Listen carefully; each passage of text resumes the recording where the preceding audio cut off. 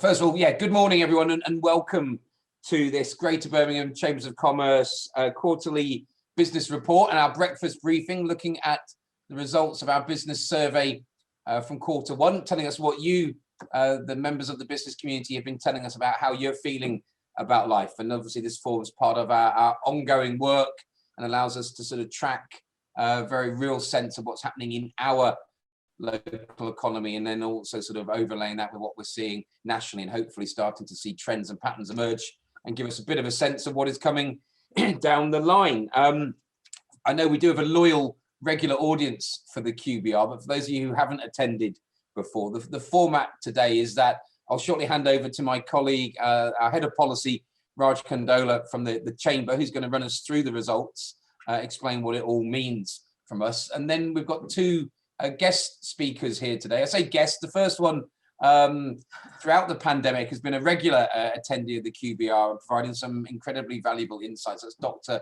Justin Varney, Director of Public Health in Birmingham City Council. So we're going to hear from Justin, have a chance to fire a few questions at Justin, who, as always, I'm sure will give us some brilliantly candid and clear answers. And then following on from that, Erica Love, who's Director of Culture Central, is going to give us a sort of short presentation. And you can imagine that the cultural sector has been absolutely just devastated by the past year in so many different ways. So we'll hear a bit from Erica about how things are looking now, hope for the future, and certainly with things such as the Coventry City of Culture starting shortly, and also the Commonwealth Games now less than 500 days away, and a big cultural program there. It'll be great to hear from Erica, and then we will we will definitely wrap up and have you away by 9:15. So it's fully interactive as always. Do get your questions in the chat box, and we'll try to get through as many of those as we can. And then before all of that, though, it's my great pleasure as always to introduce our partners, Birmingham City University, who've been long-time partners with us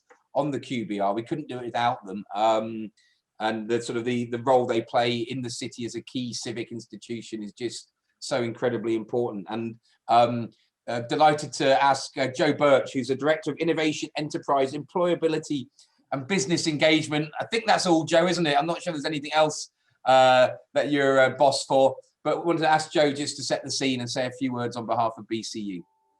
Firstly, it's great to be back again. I still look forward to the day when we can welcome you to our Curzon building, but so brilliant to have so many businesses engaged and a real testament to the passion of the region to look at adapting to a new environment.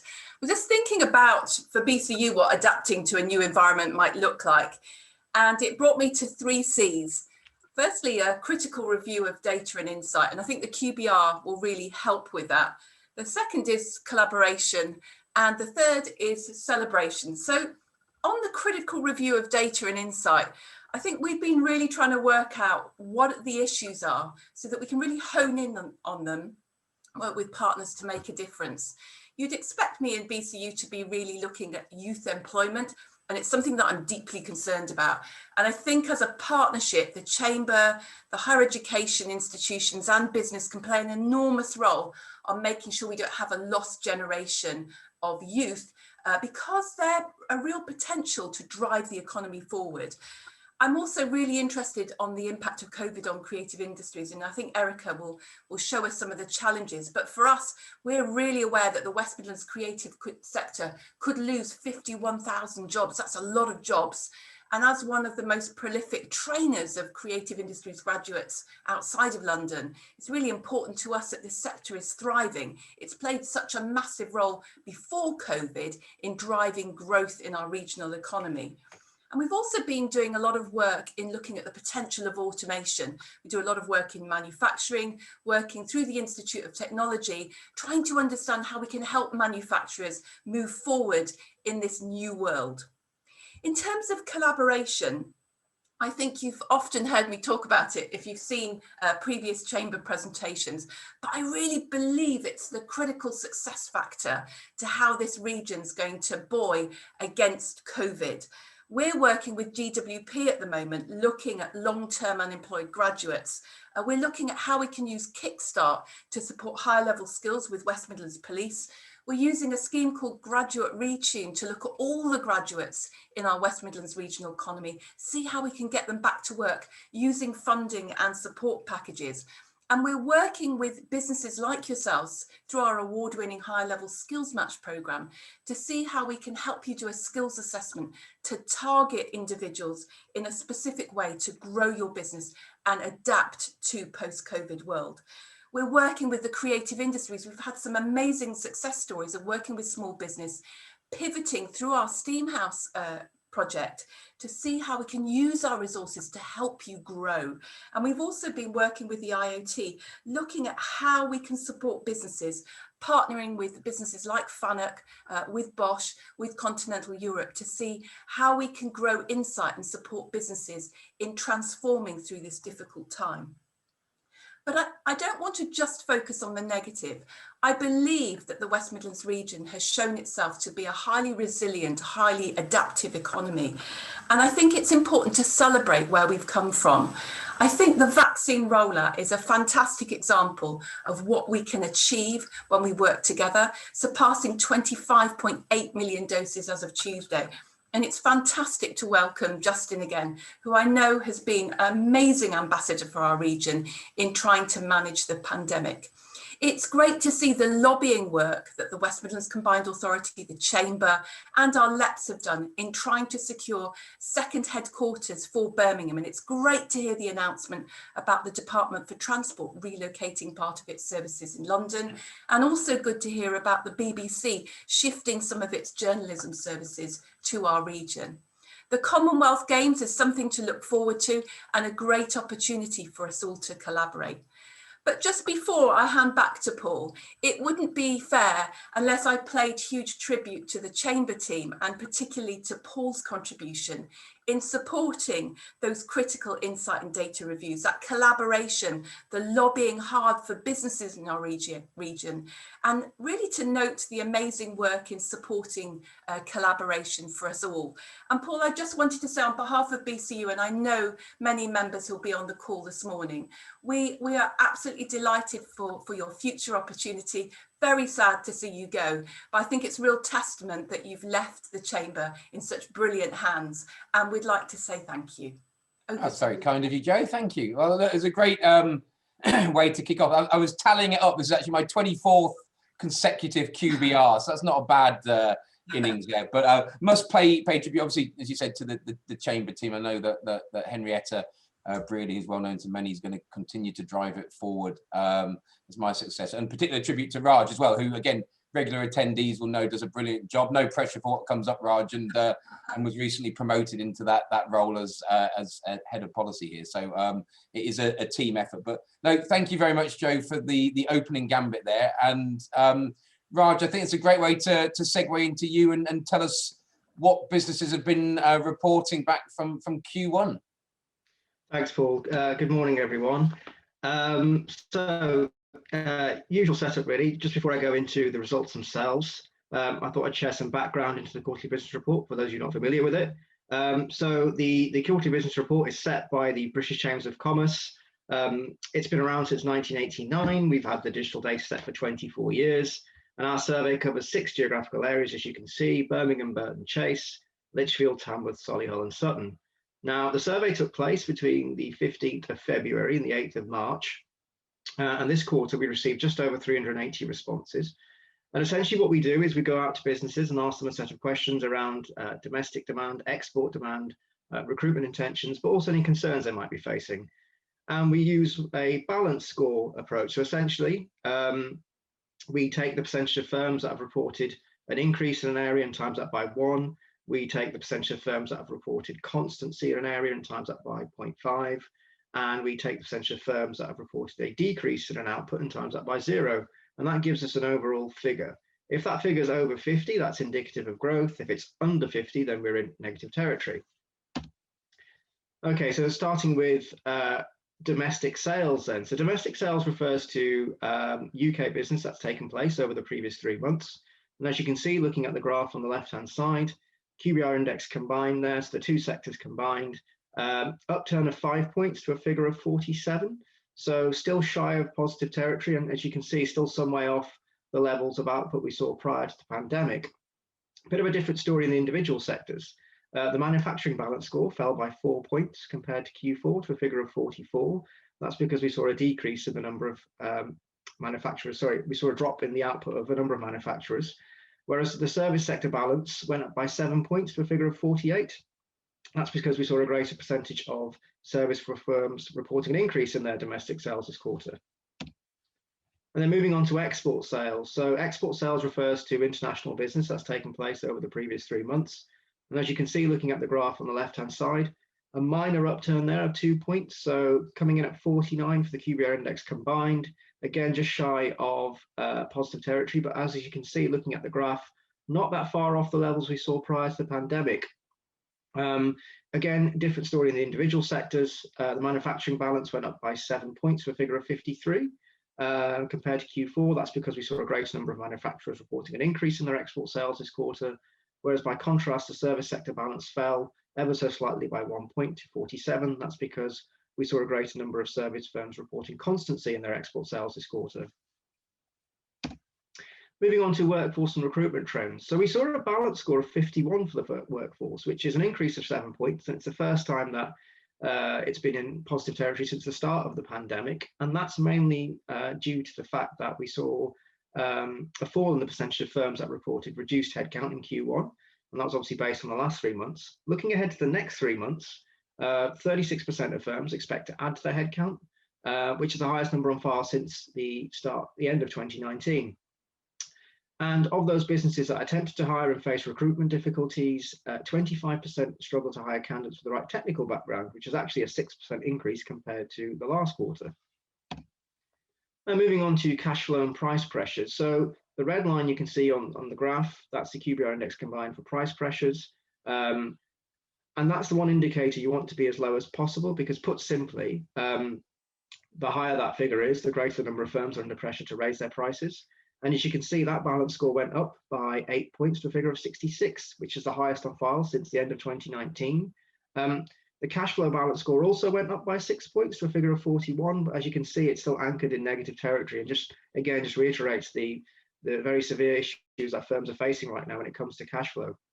In terms of the reasons as to why firms are under pressure to raise their prices, well, it's actually interesting to see that the number of firms citing finance costs is actually down from last quarter by 3% to 17% in Q1.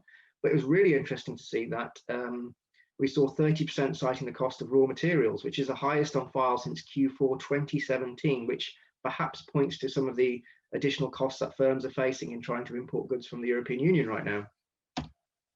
And then moving on to investment intentions. So the grey bars you can see on the graph on the left-hand side, that's the QBR index combined for capital expenditure. And as you can see, that's been slowly going up over the last few quarters.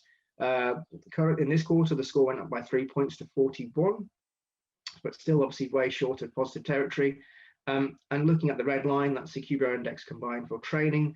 That index score went up by 6 points to a figure of 48. So it's just still shy of positive territory. But I was going to say, obviously, a number of welcome announcements made in the recent budget related to training and upskilling the workforce. So schemes such as Help to Grow, for example. We'll be discussing this and many others at our upcoming Grow Through People conference, which is taking place next Tuesday. Keynote speakers include Jess Phillips MP and Baroness Ruby McGregor-Smith. So I'm sure one of my colleagues can share the link if you're interested in attending. And then moving on to business concerns then. So we ask a free text question, which is very simply, what's your primary business concern? And as you can see, 14% listed competition as their primary business concern. In terms of external factors, which were more of a concern than 3 months ago, 25% listed taxation. That's the highest on record since the start of 2016. And if you see as well, obviously, increasing concerns over business rates and inflation, very, very disappointing to see that neither at the budget or the government's recent tax day was any substantial reform of the business rate system announced. Again, that's obviously a big drag on investment, and it's something that we'll continue to campaign for reform along with the British Chambers moving forward. And I thought we'd end on a bit more of a positive note, looking at business confidence, because it was great to see that both indicators returned to positive territory this quarter. So looking at the graph on the left-hand side, the blue line at the top, that's the QBR index combined for turnover. That shot up by 16 points to a figure of 67. Looking at the line beneath it, that's the QBR index combined for profitability. That also went up by 13 points to 61. So as you can see, not that far off the levels we saw prior to the pandemic. And as Joe mentioned at the start, again, perhaps businesses have been buoyed by the successful rollout of the vaccine, but also the Prime Minister's intentions to unlock large parts of the economy as national restrictions ease over the next few months. So long may that continue. And then for those of you who remember, I just this time last year, we did some analysis around how this current crisis could compare to the global financial crisis we faced back in 2007, 2008. And I thought it'd be good to revisit that data just to see how it's played out over the last 6 to 9 months. So looking at the graph on the left-hand side, the red line you can see there, that's the QBR index combined for domestic demand. That's pegged to the left axis. Anytime that red line goes under the 50 mark, then domestic demand is in negative territory. The blue line you can see underneath it, that's the UK GDP quarter-on-quarter growth. That's pegged to the right axis. And that's obviously running all the way back to the 2007, 2008. And again, anytime that blue line goes under 0, the UK economy is contracting. There's a few things to point out here. I think firstly, there's quite a healthy correlation between the QBR data and the official GDP data. As we know, we saw a record drop in GDP output in Q2 2020, which was followed by a almost sharp recovery as large parts of the economy were reopened.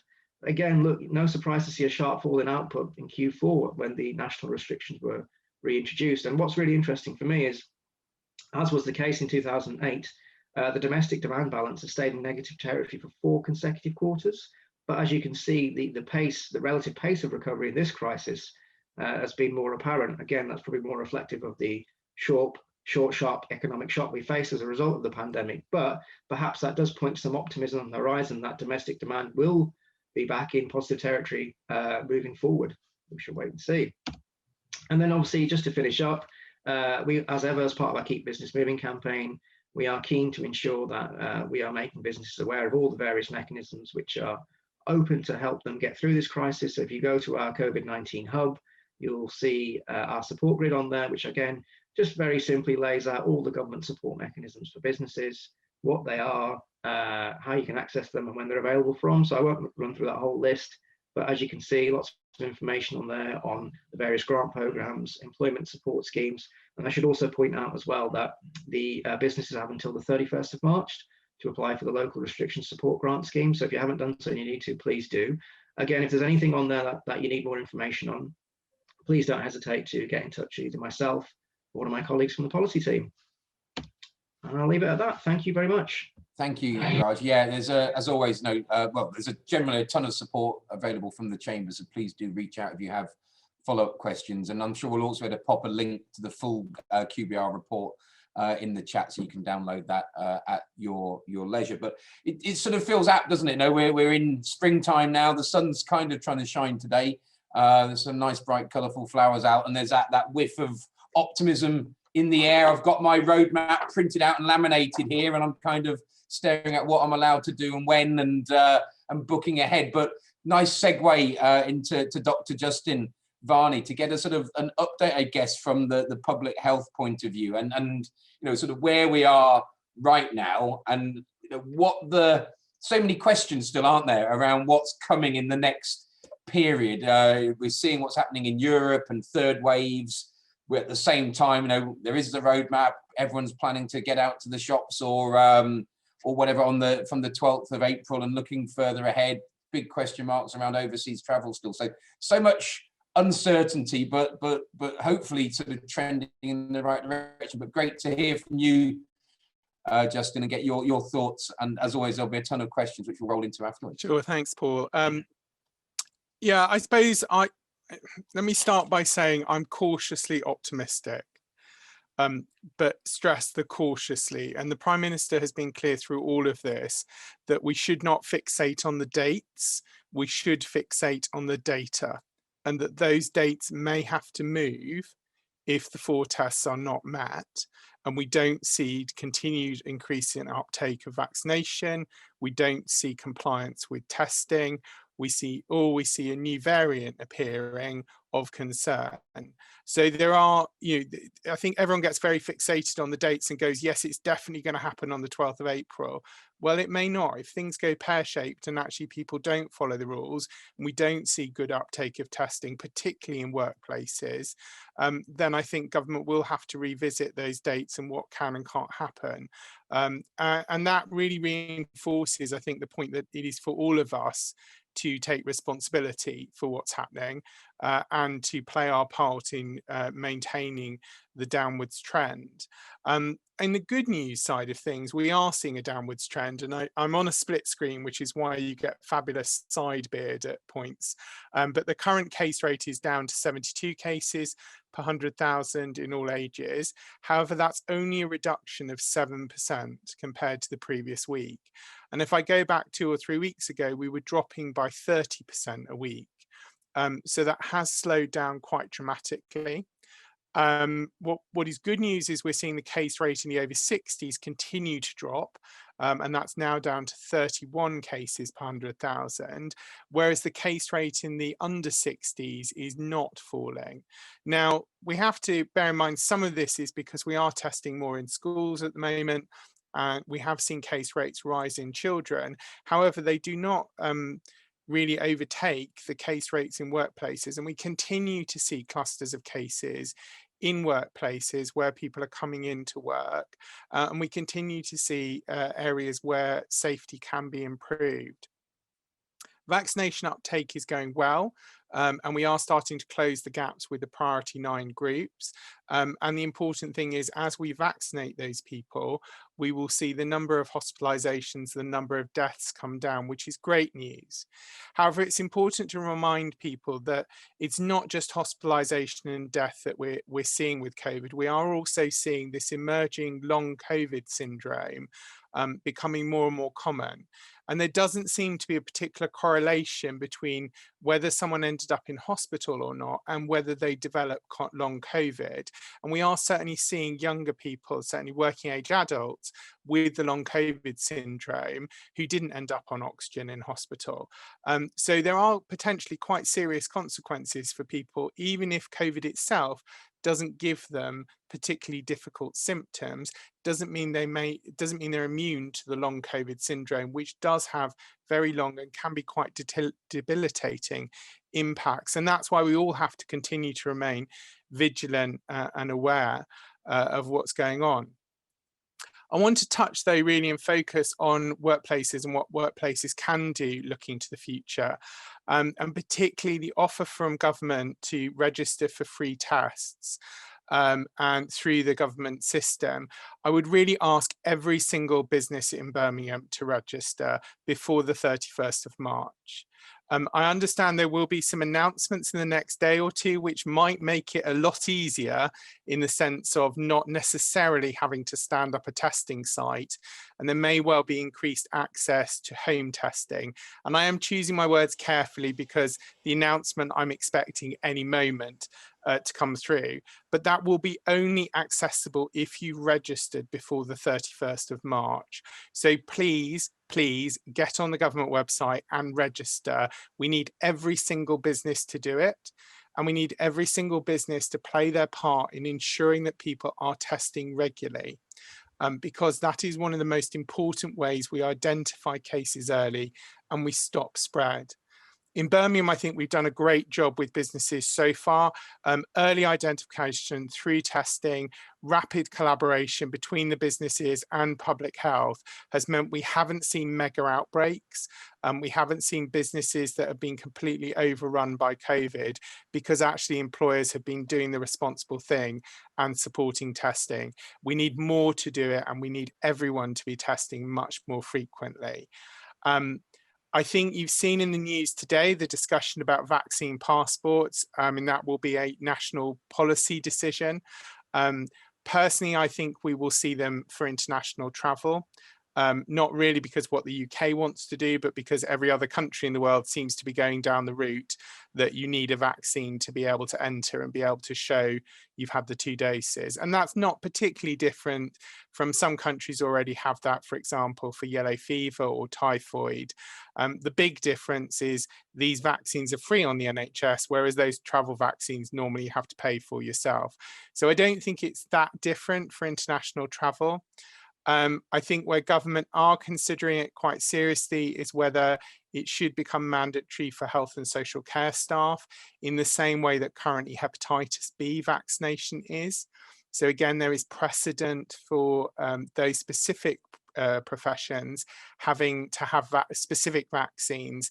And when I qualified as a doctor, when I trained as a doctor, actually, I had to have my MMR, my tetanus, my hepatitis B before I was allowed to go near patients. So it wouldn't be a particular shift there. I think the discussion about whether you'll need a vaccine to go to the pub is probably taking it a little bit too far, to be honest. Where I think it is more realistic is that you may need to show that you've had a COVID test in the last 48 hours before you go to an enclosed space. Now, whether that's a pub or not sure. I think that will be government decision. But I do think particularly for the arts sector and the entertainment sector, where people are inside, and for some elements of hospitality like restaurants, where you're inside for a significant amount of time in a space that isn't particularly well ventilated, then the risk is high. And that's where actually asking people to get a test in the 2 days before they come really reduces the risk. And if everyone's testing at work or because they've got kids in school, most of us will be testing twice a week anyway. So it's not an additional burden from the point of view of business having to enable the testing. It is the burden of asking people to show you on their phone because they will get a result by text message that they've got a result. And I think that's an important part of the COVID safety. We have to contain the spread because the biggest threat to all of this is the risk of new variants that overwhelm the vaccine and put us right back to square one. Just before I come finally onto that third wave concept, I do want to just touch on the final part I think you can do as a business, and that is make sure you've got COVID champions. They can sign up through the council website, but again, every business in Birmingham, you should have a COVID champion on staff because they will get direct from us information to cascade in, and it's designed to be sent to friends and family. So it's slightly different from the information we put out through the chamber, which is a bit more technical and a bit more designed for managers. This is designed to be given by champions to their friends and family. So it's a really useful additional support mechanism. But you should also think about whether you have COVID champions actually in your workplaces to kind of be a bit like COVID marshals, but without the stick, a bit more carrot and a bit more, actually, guys, you know, this is a risk approach, because we are going to be seeing more and more the focus be on workplaces, I think, moving forward. It is undoubtable when you look at Birmingham's track record through the pandemic, workplaces and in working age adults are the primary group where we've had highest case rates for the whole of the pandemic. Schools have flared up and down, universities flared up and down, but consistently 30 to 49-year-olds have been the highest case rate throughout the whole, certainly since we got data from September by age. So it's really important, I think, to have those kind of champions in place in your business to get the information from us, but also to help keep you up to date and on your toes with this, alongside your health and safety officers and your health and safety provision. Finally, I want to just reflect on third wave thinking and what's happening in Europe at the moment. We are seeing both the South African variant and the Brazilian variant sweep across Europe, particularly in Southern Europe at the moment. They were faster to unlock than we have been. And they had lower vaccination uptake than we have. And I think those two combined have created an environment in which the virus can spread. The South African variant is much less worrying to us in that we know that the AstraZeneca and the Pfizer vaccine are very effective. against the South African variant. The Brazilian variant is more worrying because they are less effective against the Brazilian variant. And that's where I think you will see moving forward quite a proactive approach. We had the Operation Eagle Birmingham 1 in Frankly, Great Park and Northfield. I'm very grateful to the bids and the business community that end of the city who really worked with me very closely over those 2 weeks to get testing uptake through the roof, which was brilliant. We didn't identify any new variants through that, which is great. So far, we're still waiting for some of the lab results to come back. But I think we will see that kind of surge response, both in testing, but also potentially in terms of restrictions as we move forward. So there may well be a world in which we suddenly have to lock down with 24 to 48 hours notice if we see a significant number of, say, the Brazilian variant appearing in the area. It's likely that won't be local areas. It would likely that will be region or sub-regional local authority footprints if it happens. But I certainly know that's emerging in the thinking. So, good news is case rates coming down, vaccinations going up. Bad news is we've still got a way to go, and actually there is a real chance that this could all get turned on its head unless we all play our part in keeping numbers under control and keeping COVID safety at the top of what we do. So sign up to testing, make sure you've got COVID champions in your staff. Depending on your business, look at some of the things that you might want to put in place. I've seen some areas using CO2 monitors to assess ventilation. It's been really good. Make sure you're on top of your numbers and your physical space.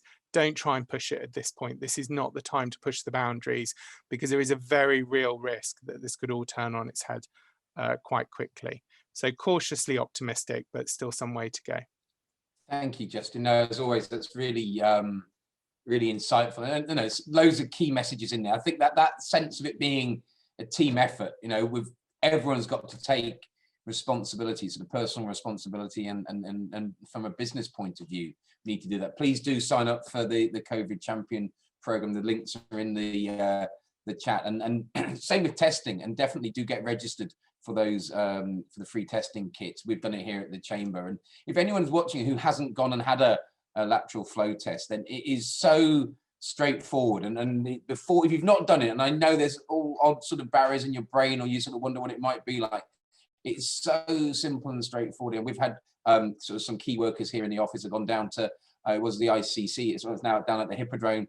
It's so quick, it's simple, it's remarkably efficient and effective, and having done it, that sort of sense of, right, at least we know where we are, does allow you to get on with business. And if we're all doing it, then that's one way we're going to manage through, isolate any issues or strains that do sort of pop up, and be able to get back to sort of more functionality in our economy sooner than later. Justin, there's a ton of different questions floating around. One that I want to get to sort of straight away from Kevin is, when do you see a significant return to work in offices in our city and town centres? Do you have a sort of, all that you've sort of said before, but when do you sort of think, we're going to be back at somewhere approaching pre-pandemic capacity levels? Realistically, I think this year is going to be a year in which all businesses review what actually work looks like. I certainly know within the council we are reflecting a lot on that, and I don't think we're expecting that people will return to being in the office 5 days a week after June.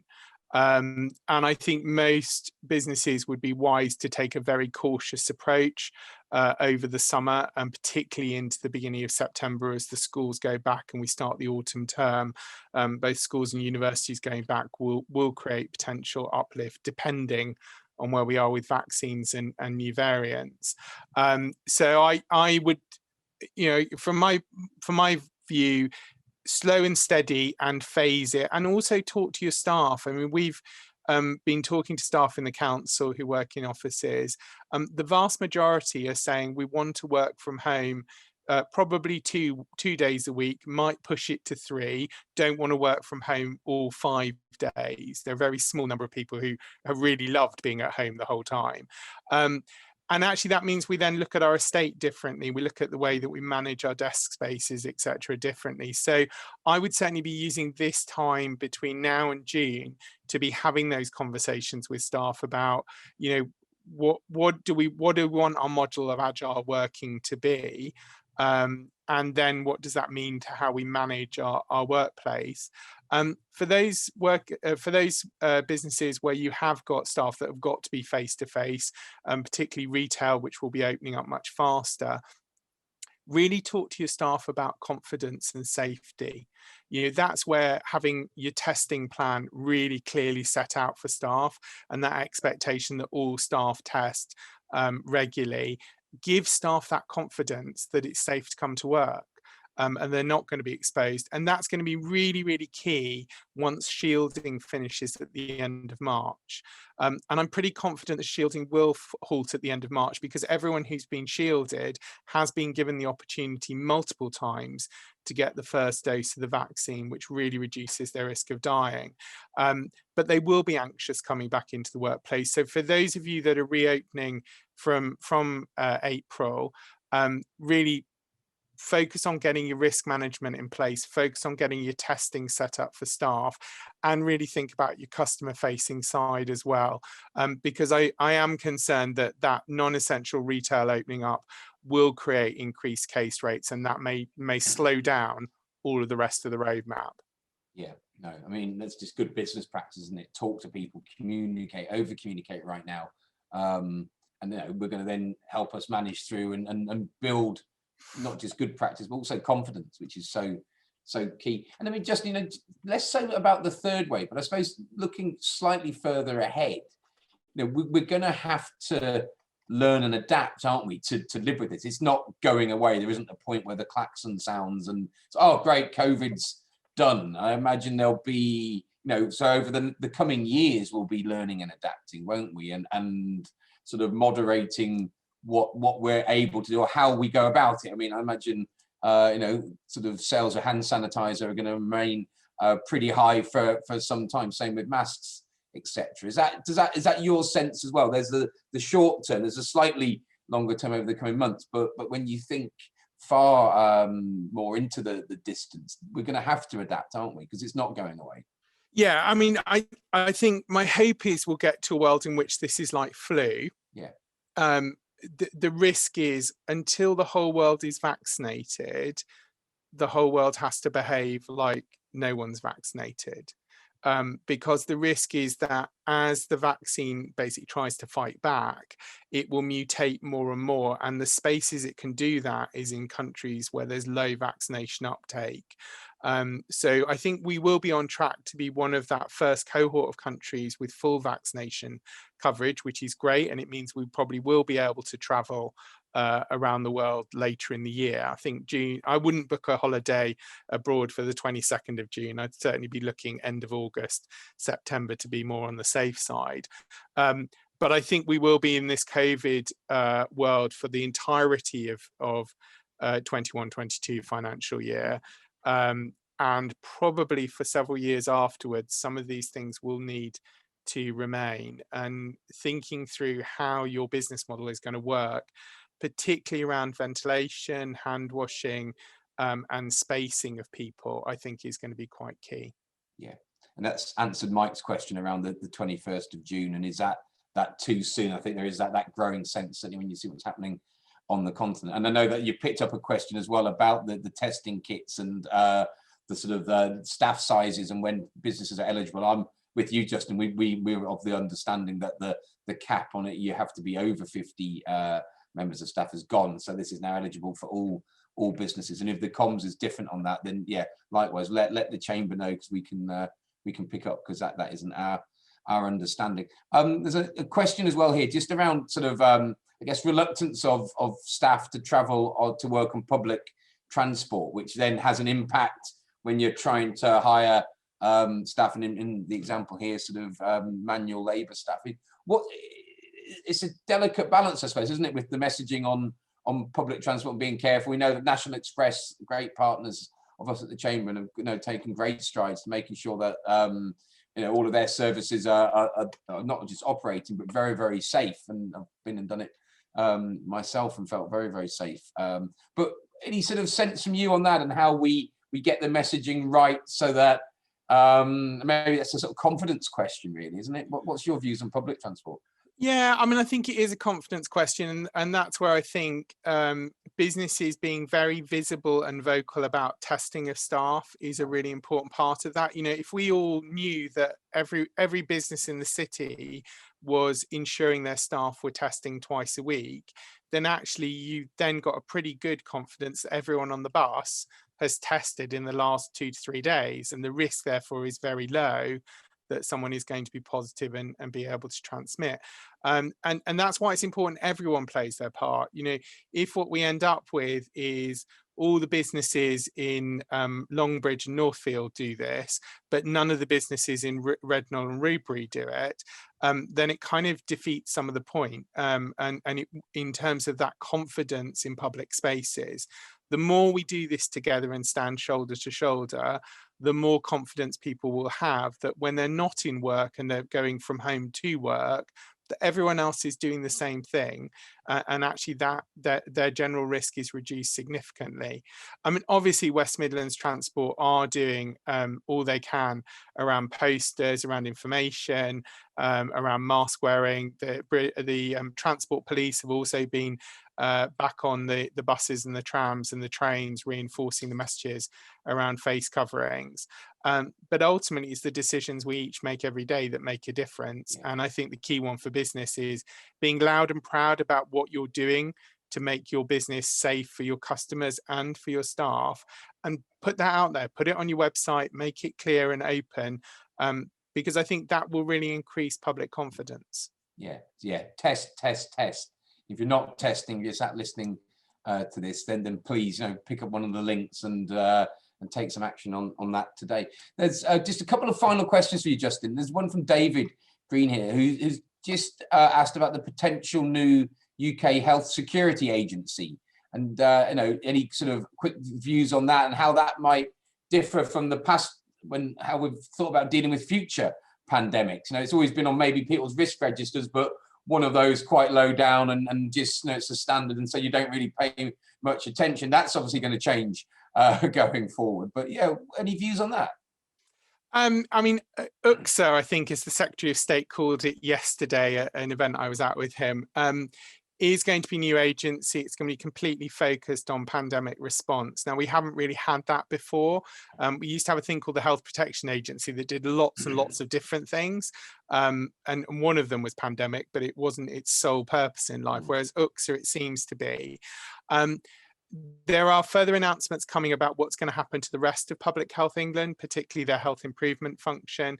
It makes no difference to me or my team in local government, frankly. It makes some difference, we think, to the regional team, and the Secretary of State wouldn't be drawn on that yesterday in terms of what the regional structure for UKSA will be. But he did say there will be one. So I think for most of us day to day, it won't make a huge amount of difference to what's happened before. Where I think it does make a big difference is that there's a clear arm of UKSA which is focused on laboratory testing capacity. We were already pretty far up internationally ranking in things like genotyping testing, and we did have quite a lot of testing laboratories which we were able to mobilize. But I think UKSA will have a particular focus on ensuring that as an island we can be self-reliant when it comes to testing in the future. So that may have an implication for businesses that work in that field. But in terms of our response, I'm not going anywhere. And the public health team is still here to help you. That's good to know, definitely. And just final question, I wanted to get your views on. Not going to dwell on the sort of the cultural element, because we're going to hear from Erica shortly. But obviously, Commonwealth Games, less than 500 days away. We saw the mascot announcement this week, Perry the Bull, very exciting. What's your sense on do you think we're going to have the new stadium jam-packed full of people, and we can really welcome the world to Birmingham? Obviously the Tokyo Olympics are now having to take place a year later, but with no international fans coming. Do you sort of feel that the 490 odd days till we get to our big moment in the sun will be able to take place in a sort of full way that we want to really help, showcase Birmingham to the whole world? Well, obviously we are just over a year away still, and I think a lot can happen between now and then. And this time last year we weren't predicting that the pandemic was going to go on for the whole year, and here we are a year later, marking the anniversary of the first death. So I think it is hard to crystal ball gaze. I know, because I work closely with the organising committee and the council's part of the business on the Commonwealth Games, that there are a series of scenarios that have been worked through, and there are a series of decision points between now and the Games, and they look at a world in which COVID is under control, a world in which COVID is partially controlled, and a world in which COVID is not controlled at all. And all of those scenarios have different ramifications for the Games and for its impact on the city. My hope is that by the time we get to the Games next year, we will certainly have vaccinated the UK. My hope is we will have vaccinated Europe, and much of the rest of the world will at least have covered their first dose. And that vaccination to travel will become a really core part of just normal life. And that significantly reduces the risk of movement, both domestically and internationally. It won't be ready in time for Tokyo, but I hope for Commonwealth Games next year it would. And that means we're in a much better position. Of course, new variant can overrule all of that.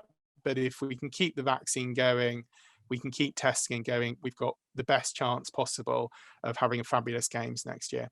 Fantastic, great. Justin, thank you as always for joining us and for your input and for rattling through the questions there. Some great messages that we can all heed. COVID champions, get yourself tested, shout about it, lead by example, and just take that collective responsibility. So thank you as always. And talking about the Games is a sort of segue over to our last guest of the session, Erica Love, who's Director of Culture Central, as I mentioned. So Erica, great to have you with us, and looking forward to hearing from you on what the cultural sector has been going through, where it's at right now, and outlook for the future. So over to you, Erica.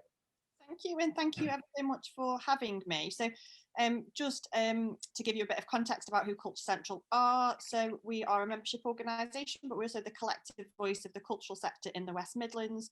So we convene, challenge and connect to create opportunities through culture for places and people across the region. Since the beginning of the pandemic, we set up the West Midlands Culture Response Unit, which is a collaboration between all of the arts and cultural organisations, including lots of policymakers, the Combined Authority, Birmingham City Council, and many, many more, just to kind of ensure the visibility, viability and recovery of the cultural sector in the region.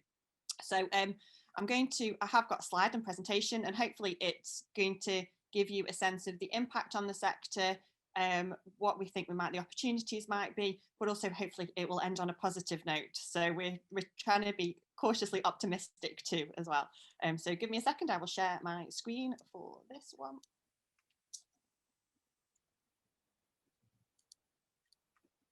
Just get the slides up. So just I'll start off with a very little clip, which is a film that we did as part of our festival called It Gets Lighter From Here, and I am sure you will recognise many of the little things that happen in a Zoom room.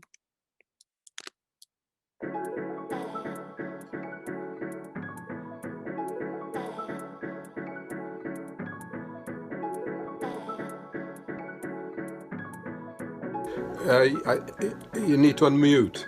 No, you need to unmute. Sorry. Is Reload here yet? I can't tell. Maybe there's a problem with the internet. Any idea what we're supposed to be learning?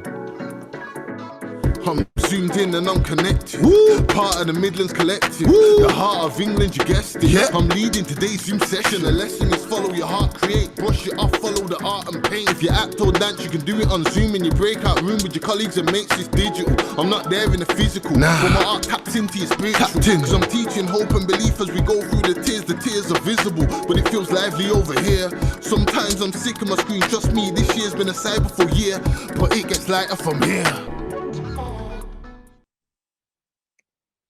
So that was part of our It Gets Lighter From Here festival, which was a social media festival where over 38 organisations pulled together commissions for nearly 200 one-minute films, and you can still search for that on most social media platforms. There's some really great content on there. So impact on the cultural sector. It obviously has a devastating effect, as it has on many of the leisure, hospitality, live events and many other businesses. So nearly all organisations and individuals have cited a loss of income. And I think what's interesting here is it's specifically on those who are often seen as quite resilient within the sector and not reliant on public funds, those who generate a lot of income from ticket sales, so those venues, live music, festivals, and a significant impact on the freelance workforce, which is a significant part of the cultural sector as well, so cultural sector workforce. This information is from a survey that we did sort of February time, so just before the roadmap was announced, so some of the data probably will have shifted.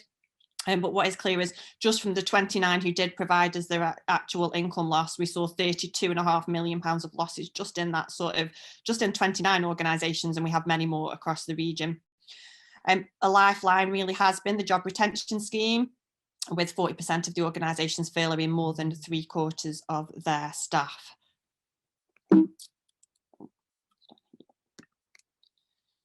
So in terms of the support schemes for the sector, it was the job retention scheme and the self-employed scheme.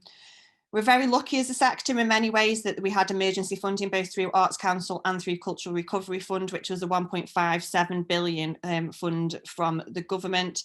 And that did kind of secure quite a lot of the kind of certainly the venues and organisations who had seen significant losses. And that has meant that they have survived through that. There is another round that we're currently waiting for in terms of announcements, and those decisions will be made. Well, we should be hearing very soon what those decisions are. That round was much more heavily oversubscribed, and so I think depending on what the decision making is, we might well see a change in the kind of levels of redundancies, or whether we might even see business failure, depending on what the outcome of that round is. The government has announced another round of Cultural Recovery Fund for the sector. We don't know what the criteria is for that. There's a bit of a campaign around that being specifically to start creating and producing work again. But we'll see what that announcement is like. And obviously, I think it's a lot less. I think something like £300 million, which when you think that's the whole of the UK's cultural sector, that doesn't particularly go very far. But hopefully it will help. So I think the next few months are going to be interesting in terms of seeing whether redundancies do change. The extension of the furlough scheme was a big part of hope, I suppose, really for the organisations, and we will see many of the staff staying on furlough for a significant period of time, I would suspect as well. Just want to really raise the individuals and freelance workforce. So again, like any other freelancers in the sector and those lone sole direct company directors who aren't eligible for support, we've seen that that's similar with a lot of the freelance sector. We have jobbing actors, for example, who might work in 2 or 3 different kind of businesses and therefore aren't really eligible for furlough or aren't necessarily eligible for the self-employed scheme as well. Also maybe new starters and haven't got the kind of history with the self-employed. That might change a little bit with this time round. And 40% have had to find work outside the sector when we did the survey, which again is a real problem for the sector. We're quite skilled. It needs our technical staff, our actors, our performers, that they're well trained and experienced, and if they're having to move out of the sector, how can we bring them back into working in the sector? However, On the positive side, there has been some significant successes and innovations, one being the West Midlands Culture Response Unit and that collaboration and coming together of everybody across the sector. So we've done some amazing things. We had our AGM last night and we'll be sharing a video about everything that's happened over the last 12 months, which is quite amazing to see. And that has been done because everyone has worked together in the time and resources that everyone has put in. We've had people from different organisations providing their time in kind, or people who are on furlough volunteering to, do the press and the lobbying and the research. So we've done quite a lot of that. We've collected data both from audiences and also from those organisations. You've just seen we've managed to do some collaborative online festivals. So Midsummer was our first one, and that reached, I think, about 20,000 people across various different platforms. We had It Gets Lighter from here, and more recently an audio festival, Spring's Calling, which marked a year from lockdown.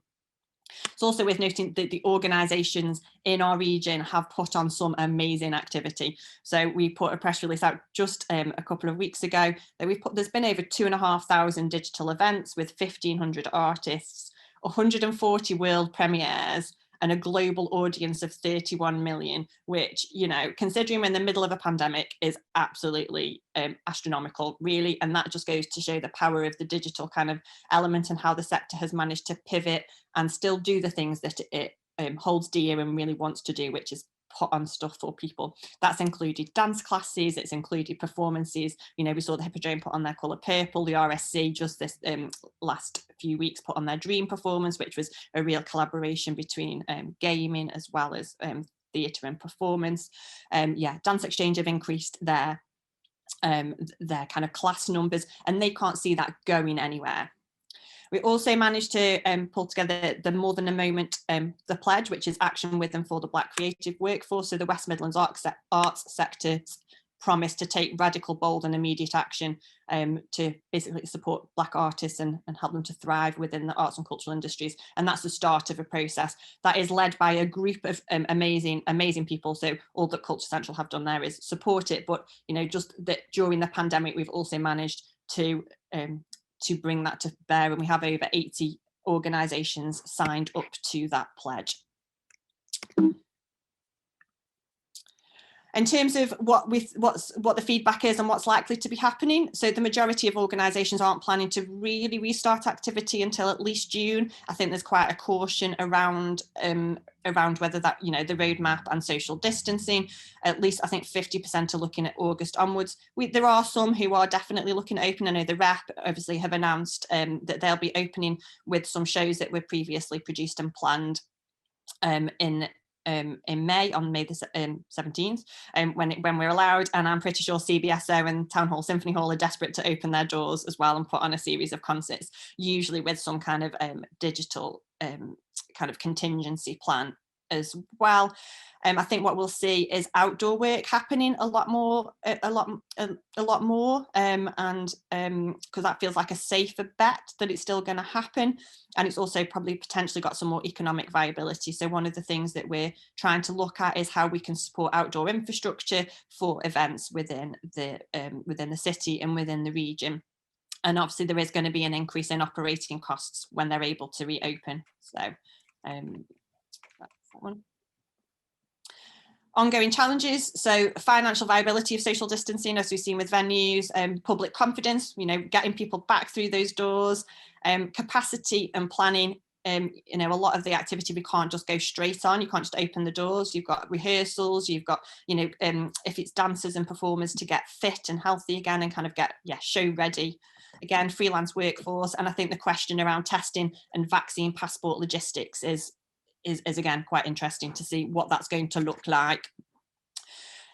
We're hoping again for the ongoing support. So the Cultural Recovery Fund is for creating work.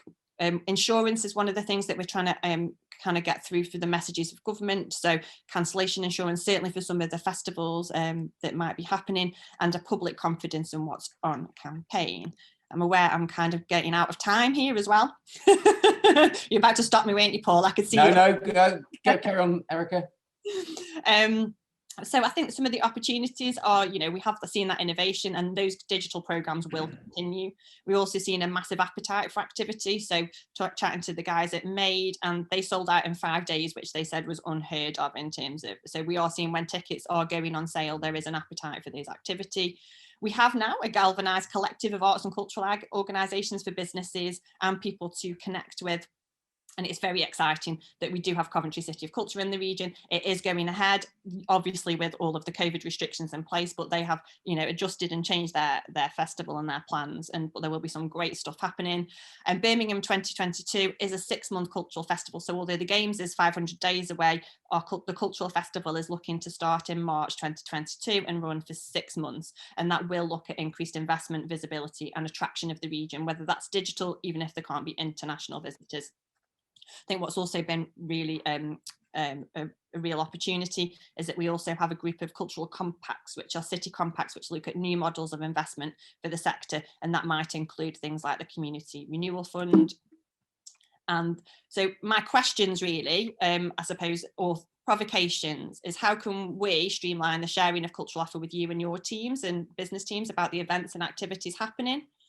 How can we maybe kind of utilise the skills of the cultural sector to reinvigorate your workspaces or help with well-being and social activity? We know that that happens quite a lot, and whether that's, getting an artist in instead of a different, someone from a different kind of sector. And also, how do we as a sector support bringing back people to our high streets and our nighttime economy? And there is always, and that's because I will be told off if I don't say that there are obviously all of the sector support schemes, including sponsorship, friend schemes and governance support of ways of continuing to support the sector. Thanks, Erica. I have one more film if you want it, but it depends. It's about 2 minutes. Tell you what, I'm mindful of the time, because I want to get to a few questions, and we will get done by 9:15 if that's okay. But I think that last point there, is really, really important, isn't it? Because it's a great presentation, and the cultural sector is so important to our region, to our country. Economically, it plays a big part, but more importantly, just for our lives. You've sort of summed up the impact there, and there is, as there has been throughout, lots of support, but nowhere near enough. And I think there is that piece of everyone individually, and businesses as well, do need to sort of think long and hard and see where they can actively support some of these great institutions, and please do. A little really does go a long way. And again, if we kind of collectively all chip in, as it were, then we can make sure that we provide that support and we don't see things topple over. I mean, one thing I just wanted to ask you, that stat about 40% of people working in the sector have had to go and work outside during the pandemic. And I suppose, what's your sense on how easy it will be to get them back? Because one thing that worries me is that loss. People, they can't afford to be doing nothing, so they've gone and found other work. But we can't assume that, again, things open up and they all come back. I mean, that could be quite a long-term scarring, quite a lot of talent and technical skills lost, which will cause long-term damage. Is that fair, or worries about that? I think it's definitely a concern, and I think it's something that the sector's talking about in terms of, I suppose, the talent pipeline and development. It was always really challenging in the first instance to kind of retain talent within our city and our region anyway. So I think that is going to be what I hope, and is that people often work in our sector because they love what they do. It's not it's almost like a bit of a calling. So I suppose that I'm hoping that some of that kind of passion and care for what we do comes back, and the demand. But I think it's, it will be demand led as to whether or not there are those opportunities. That means that, they aren't getting reduced necessarily in pay, and they're also supported in the environment in which they come back into, is one that is favourable to them. And it is so challenging, isn't it? And I mean, we heard from Justin and yourself that cautious optimism, and some of the plans that people have in place for May, or sort of slightly later in the summer. But there's all those variables which could still force things to change. And while non-essential retail may be able to stay open, we know that the bigger gatherings, and certainly when it's indoors, are sort of going to be sort of the ones which probably, if they have to sort of close again, will be sort of first in line, isn't it? So it does feel like the longer term effects here are on the cultural sector are really significant, and just there's challenges around planning, which hits every business, isn't it? Because the lack of certainty. How do you forward plan? And you can have as many, well, I guess, sort of contingencies as possible. It just makes it incredibly difficult, doesn't it? Yeah, and things like a week's notice for the arts and cultural sector is just not a feasible kind of model, really. Just to get a production on stage, or to even put our activity into schools or community groups. There is a lot of planning that goes into that, and obviously resource that is expended. And if the ticket sales or the activity can't happen and the funding criteria isn't met, then all of those things knock on. So it's quite, it's not as easy as turning the lights on and starting to open the doors for the sector. And I think it's making government and other policymakers realise that, and audiences as well. And I think that's people will want to come and see things and want to have activity, and that's not necessarily possible straight away, as well as the economic viability if social distance is in place in some of those spaces where it's just not possible. Yeah, there's a Keith Rizal's popped a note in the chat saying he took part in an amazing fireside fundraiser with, this is quite a list, Judy Dench, Ian McKellen, Kenneth Branner and Maggie Smith recently, which raised over £300,000 for those affected by COVID in the arts sector. And Keith's question, I suppose, is there something we could do specifically for the cultural sector here in the West Midlands along those lines? So there may be an offline conversation. We can link Keith up with you, Erica. But any sort of thoughts on initiatives like that, and sort of pulling on maybe on West Midlands names to sort of attract that sort of support? I think that sounds like a great idea. So yeah, get in touch and we'll see what we can see what the appetite is from the sector. I'm intrigued, actually. Definitely want to find out more. And just going to, I mean, what's your, I guess, just a sort of final, because I want to bring Raj in for a question as well, but sort of the general sort of sense, I mean, what's the biggest risk for the sector right now? Having gone out through the last 12 months and, the support that's kicked in and tough decisions that have had to be made around workforces and the like, and all of the sort of false dawns and plans. I mean, is there sort of anything which is leaping out right now, or is that optimism sort of growing, would you say? Or are you kind of looking and going, God, there's a real cliff edge here if this doesn't happen, or more that needs to be done? I think if honestly, I think planning is being cautious. So I think if we get to the end of furlough again and things aren't open and we aren't able to generate income, I think there's going to be, that's when we're going to see the cliff edge. Also, I think there are challenges because the sector is quite heavily subsidised. If suddenly austerity kicks in because the lack of funding from government and local authorities as well, that will be a considerable risk to organisations as we move forward. So it's, how do we maintain the public support as well as, looking at new ways of income generation? But if that austerity kicks in and the sector isn't supported, then that will be a problem. And I know that's one thing I know that we've been lobbying hard for and will continue to. That certainly as we continue now, throughout this year, the support is going to need to become more sector specific, because it's very uneven now, isn't it? Who's able to operate and what some, if you get back, some already are to sort of full capacity or near. Other sectors, arts, aviation, obviously being another one, really the impact's going to go on for far longer, and so the support needs to be targeted for that very reason. No, wonderful. Thanks, Erica. I really, really appreciate that. And certainly if anyone does any sort of particular follow-up, such as Keith, then reach out to us, let us know, and we'll make sure that Erica and Culture Central kind of able to play their part. It's a brilliant organisation. We're very proud to have housed you here at the Chamber as well in days gone by. And thank you for joining us, Erica. And I just want to pop the final question, which has come up from another regular attendee, good friend Jonathan Dudley from Crow, who's sort of talking about the Clean Air Zone, the Birmingham Breathes campaign, which obviously takes effect from June this year.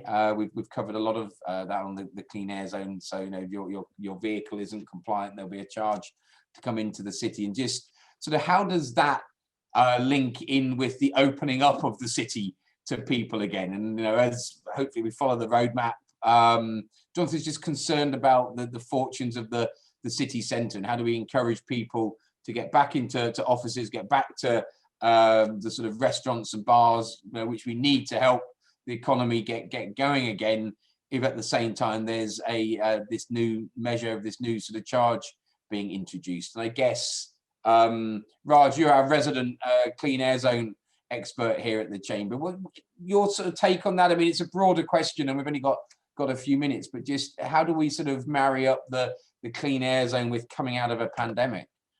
Yeah, that's a really good question. And I think we should obviously kind of remember that the clean air zone has been mandated by central government. And I think what we have to try and bear in mind as well is moving forward, how do we re-envisage, reimagine even the use of the high street? So is it a mix of not just residential, but also kind of commercial opportunities as well? But I think the key thing is like you said earlier, Paul, is giving people that confidence about using, if you can't use your car, then using public transport and seeing how safe it is, and also improving the transport networks as well. So one thing related to the clean air zone, which the City Council have agreed to do, is that all the funding that they raise from fines needs to be reinvested back into the public transport network to make it more accessible for people and improve it overall. And I think the only way you're going to do that is, just, as you said, is just to keep generating that confidence that it is safe to travel, that it is easy to use, and there's a really interesting offer on the high street as well. So I think, the high street fund that's been introduced by the government is a help. But I think a bigger question as well obviously refers to the cost pressures that firms on the high street are facing, and could more be done to alleviate those? So for example, we've talked about reforming business rates, for example, freeing up more cash so businesses can actually invest in their premises, invest in training their staff, invest in new ventures. So I think that's all kind of wrapped together, but there's no easy answer, I'm afraid to say. Yeah, no, but well answered nonetheless. And as you say, there are so many sort of different moving parts here, and it's not going to be simple or straightforward. I think that we've got a great offer here in Birmingham, don't we? It's a brilliant sort of place. That the transformation of the city centre, which has been happening for many years, certainly over the last year, has been continuing. And I think if you haven't been into town recently and sort of seen it, then when you're next in, it will be quite eye-opening. And maybe even that sort of time away, you sort of go and stand in Centenary Square now with the fountains popping, and you look down at as Paradise really sort of opens up.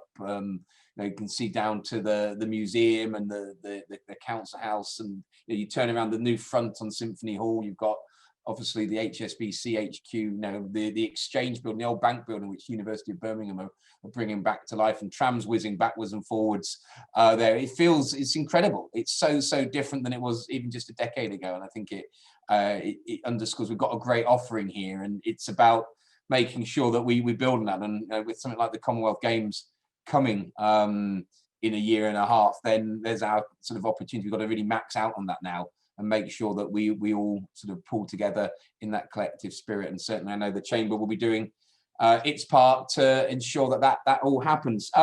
Great. Well, look, thank you very much, everyone, for joining us. There's been some loads of comment, loads of activity in the chat as well there. Plenty of links. I know Amy from Western Union's dropped a link into to their Industry Outlook report as well, which is a good read and certainly worth a look.